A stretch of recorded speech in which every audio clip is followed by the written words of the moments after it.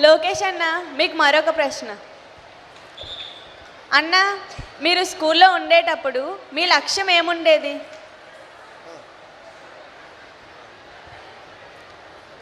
మీలాగా చదివేటప్పుడు నాకు రెండు ఆలోచనలు ఉండేది. రోజు ఎప్పుడు క్రికెట్ ఆడాలి, దాని తర్వాత డిన్నర్కి ఏముంటే బాగుంటుందని ఆలోచన.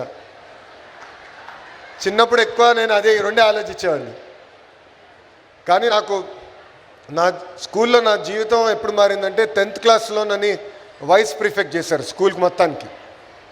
సో మొత్తం అటెండెన్స్ చూడాలి. సో నాకు I think most memorable event was that. I think vice prefect అవుతాం మా మొత్తం స్కూల్కి, భారతీయ భవన్కి వైస్ ప్రిఫెక్ట్ అవుతాం. Most memorable moment. మల్య గారు, మీకే ఈ క్వశ్చన్. నువ్వు సార్, మన సిటీలో ఉన్న స్కూల్స్కి ప్లే గ్రౌండ్, లైబ్రరీస్ ఇంకా చాలా ఫెసిలిటీస్ని మీరు ఎలా పెంచాలనుకుంటున్నారు? మంచి ప్రశ్న అడిగావు. వైజాగ్ అనేది ఈరోజు ఒక గ్లోబల్ సిటీగా డెవలప్ అవుతూ ఉంది. మనకి సైమిల్టేనియస్గా దివీస్ లాంటి కార్పొరేట్ కంపెనీస్ కూడా చాలా ఎస్టాబ్లిష్మెంట్ ఇక్కడ ఎక్కువ చేస్తున్న కంపెనీస్ ఉన్నాయి. ఈరోజు చంద్రంపాలెం స్కూలు ఎలాగైతే దివీస్ వాళ్ళ యొక్క దీంతో మనం ఒక మంచి దీని కింద చేసుకున్నాము. ఈరోజు ఎడ్యుకేషన్ మినిస్టర్ గారు కానీ, గౌరవ ముఖ్యమంత్రి గారు కానీ అందరూ కూడా మన ఆంధ్రప్రదేశ్లో ఉన్న అన్ని స్కూల్స్లో ఒక పక్క డిఎస్సి ద్వారా టీచర్సు ఫ్యాకల్టీ ఎలా పెంచుకుంటా ఉన్నామో, సేమ్ టైము ఇన్ఫ్రాస్ట్రక్చర్ కూడా ముఖ్యంగా ఈ స్పోర్ట్స్ సంబంధించి ఇవన్నీ కూడా పెంచాలనేది ప్రభుత్వం టార్గెట్ పెట్టుకున్నప్పుడు కూడా ప్రభుత్వం కొంత చేసిన ఈ సిఎస్ఆర్ ఏదైతే ఉందో సిఎస్ఆర్ని పుల్అప్ చేసి అన్ని స్కూల్స్లో కూడా ఇప్పుడు ఎలాగైతే చంద్రపాలెం స్కూల్ చేసామో మిగతా అన్ని స్కూల్స్ కూడా రాబోయే 3 సంవత్సరాల్లో అటు కార్పొరేట్ కంపెనీలు అలాగే స్వచ్ఛంద సంస్థలు ఉన్నాయి, అందరితో కూడా మాట్లాడుతూ ఉన్నాం. వైజాగ్ పొటెన్షియాలిటీ ఉంది కాబట్టి తప్పకుండా నువ్వు కోరుకున్నట్టుగా వైజాగ్లో ఉన్న అన్ని స్కూల్స్లో కూడా ఈ స్పోర్ట్స్ ఇన్ఫ్రాస్ట్రక్చర్ క్రియేట్ చేస్తాం. నీలిమ మేడం, మీకు ఇంకో ప్రశ్న. బిజినెస్ చేయాలనుకునే వాళ్ళకి మీరు సలహాలు ఇస్తారా? తప్పకుండా సలహా ఇస్తానమ్మా. కానీ డ్రీమ్ చేయాలి, డ్రీమ్ బిగ్. కానీ డ్రీమ్ చేసినంత మాత్రాన సాధించలేం, దానికి కష్టపడాలి.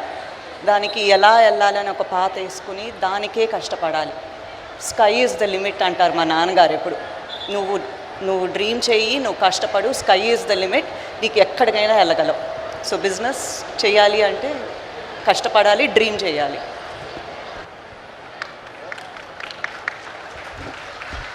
ఇక్కడ ఉందా పిల్లలు అడుగుతున్నా, విల్ యూ డ్రీమ్ బిగ్? కలలు కంటారా? సాధించేవరకు వదిలిపెట్టరు కదా. Thank you. లోకేష్ అన్న, మీకు మరొక ప్రశ్న. 10th రిజల్ట్స్ వచ్చినప్పుడు మీరు ఒక యాడ్ చేశారు కదా, అది మేము అందరం చూసాం. మీకు ఎందుకు అలా చేయాలని ఆలోచన వచ్చింది? అంటే నేను శాసనసభలో చాలా స్పష్టంగా చెప్పా. ఒకరోజు ప్రభుత్వ పాఠశాలలు ప్రైవేట్ పాఠశాల కన్నా అద్భుతంగా పాఠాలు చెప్తాయి, మన పిల్లల ఫోటోలు ఫ్రంట్ పేజ్లో వచ్చే రోజు త్వరలో ఉంటుందని చెప్పా. అది నేను హామీ ఇచ్చిన తర్వాత మొన్న రిజల్ట్స్ చూసా. మీ సీనియర్స్ అందరూ అద్భుతంగా చదివారు. ఓవరాల్ పాస్ పర్సంటేజ్ కూడా అద్భుతంగా ఇంప్రూవ్ అయింది. ప్రత్యేకంగా ఏంటంటమ్మా, ప్రభుత్వ పాఠశాలలకి వచ్చిన పిల్లలు ఏంటంటే చాలా నిరుపేద కుటుంబాల నుంచి వస్తారు. ఇంట్లో కూడా తల్లిదండ్రులు కూడా చాలామంది 8వ తరగతి కానీ 10th వరకే చదివిన వారు ఉంటారు. సో ఇంట్లో కూడా ఆశించినంత సపోర్ట్ ఉండదు. సో వాళ్ళంత కష్టపడి పిల్లలు అంత బాగా చదివి అంత మంచి మార్కులు వచ్చినప్పుడు ఆ పిల్లల్ని గుర్తించాలి, పిల్లలు ఇంకా ఉన్న టీచర్ని కూడా గుర్తించాలని లక్ష్యంతో యాడ్ ఇస్తాం జరిగింది. ఆ యాడ్ ఇచ్చిన తర్వాత ఏమైందంటే, నా దగ్గర నుంచి ఒక మంత్రిగా కానివ్వండి, లేదంటే గౌరవ ముఖ్యమంత్రి గారు కానివ్వండి, దాని తర్వాత టీచర్లు అందరం ఈ ఎకో సిస్టంలో అందరం గర్వపడ్డాం.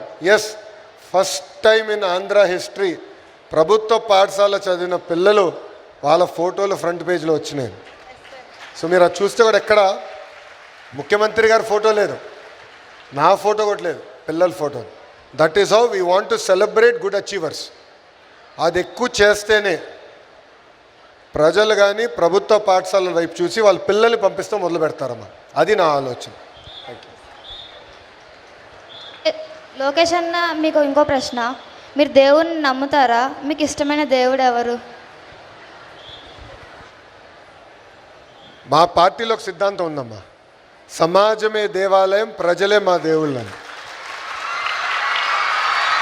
ఇక్కడున్న మిమ్మల్ని అందరూ కూడా కోరేది ఏంటంటే, జీవితంలో మీకు వేరేకి పక్కన మిత్రులు కానివ్వండి, బంధువులు కానివ్వండి, నేబర్స్ కానివ్వండి, సహాయం చేసే అవకాశం దేవుడు ఇస్తాడు. ఇచ్చినప్పుడు సహాయం చేయాల్సిన బాధ్యత మనందరిపైన ఉంది. సో ఒక్కొక్కరు చేయగలిగితే పేదరికం నుంచి బయటికి, సమాజం బయటికి లాగచ్చు. సో అది మనందరం కలిసికట్టుగా చేయాలి. అప్పుడే మనం ఉన్నత స్థానానికి రాగలుగుతాం. సో 10 మందికి ఉపయోగపడాలి, 10 మందికి సహాయం చేయాలి. Okay, thank you. లోకేష్ అన్న, మీ స్కూల్లో మీకు సంతోషకరమైన రోజు ఏది? బాగా వర్షాలు పడినప్పుడు స్కూల్కి హాలిడే ఇస్తారు కదా, అది నాకు సంతోషకరమైన రోజు. ఎందుకంటే నేను వెళ్ళిన స్కూల్కి ఇంత అద్భుతమైన ప్లే గ్రౌండ్ లేదు స్వామి. ఇప్పుడు మీకు వచ్చిన ప్లే గ్రౌండ్, ఇంత అద్భుతమైన ఇన్ఫ్రాస్ట్రక్చర్ నేను వెళ్ళిన స్కూల్లో ఈ రోజు కూడా లేదు, ఇప్పటికీ లేదు. ఈవెన్ టుడే ఇంత ఇన్ఫ్రాస్ట్రక్చర్ లేదు. సో మాకు గట్టిగా వర్షం పడితే మొత్తం బురద అయిపోతుంది, మనకి ఎట్లయితే అయ్యేదో. సో మేము అందరం అనుకున్నాను, బాగా వర్షం పడితే చూశాను, మెసేజ్ వస్తుందా రాదా, మెసేజ్ వస్తుందా రాదా, ఈరోజు స్కూల్ హాలిడే అని. So that was my happiest day. ఇప్పుడు మీకు అవకాశం లేదు, మీకు ఇప్పుడు అవకాశం లేదు, బురద లేదు. సో ఎంత వర్షం పడినా అద్భుతమైన డ్రైన్లు కట్టేసాం. సో కంపల్సరీ ఇప్పుడు స్కూల్ రావాల్సిందే మీరు. మీ బెస్ట్ ఫ్రెండ్ ఎవరు?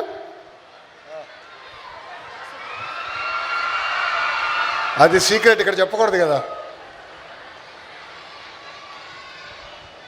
అందరు అరుస్తున్నారు వెనకాల నుంచి.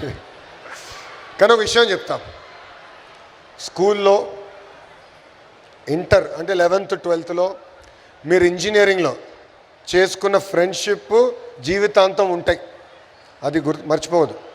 ఎందుకంటే మనం కష్టకాలాల్లో ఉన్నప్పుడు ఫస్ట్ మనతో నిలబడేది కుటుంబ సభ్యులు, రెండోది మన స్నేహితులు. ఎప్పుడు మనం కొన్ని విషయాలు మనం తల్లిదండ్రులు కూడా చెప్పలేకపోవచ్చు, మన స్నేహితులతో మాట్లాడుకుంటాం, అవునా కదా. ఏదో పనులు చేస్తే ఎవరితో మాట్లాడతాం? స్నేహితులతోనే కదా. సో వాళ్ళతో మాట్లాడతాం. సో స్నేహితులు అనేది జీవితాంతం చాలా ఇంపార్టెంట్. సో స్నేహితులు అవుతాం అనేది చాలా కష్టం, పోగొట్టుకుంటాం చాలా ఈజీ.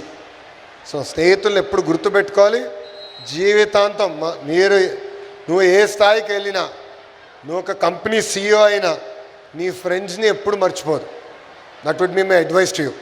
సరే అన్న, థ్యాంక్ యూ.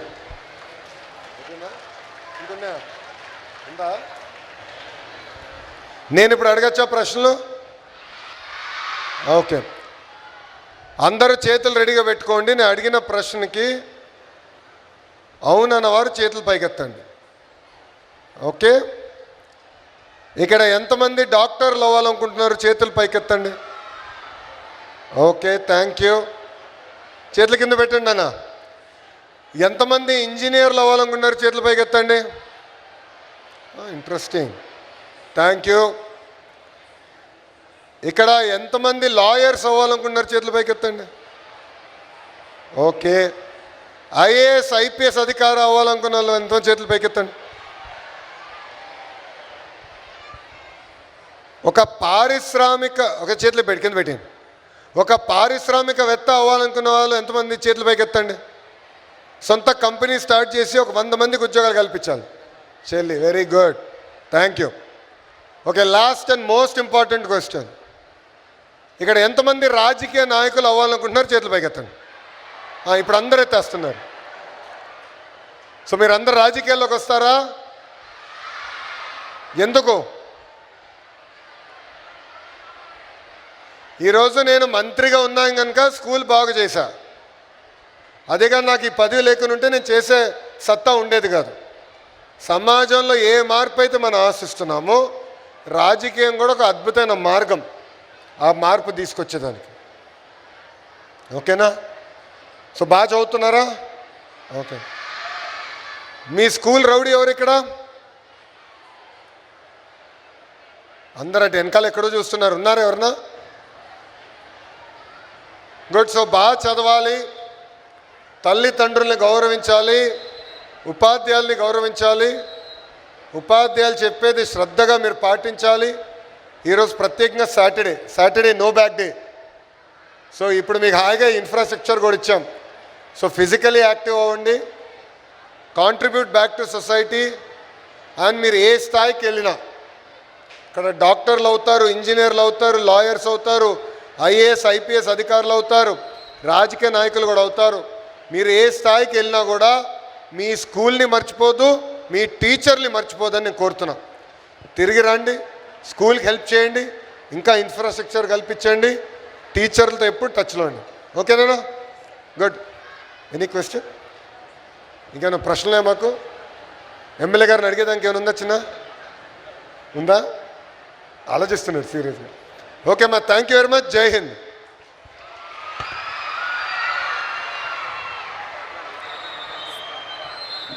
నమస్తే. సభాయ నమః. శ్రీ గురుభ్యో నమః. జిల్లా పరిషత్ ఉన్నత పాఠశాల చంద్రంపాలెం తరఫున వందన సమర్పణ. గౌరవ మానవ వనరుల శాఖ మంత్రులు శ్రీ నారా లోకేష్ గారు గతంలో ఈ చంద్రంపాలెం పాఠశాలలో అడుగుపెట్టిన రోజు భారీ వర్షం, పాఠశాల ప్రాంగణమంతా బురదమయం.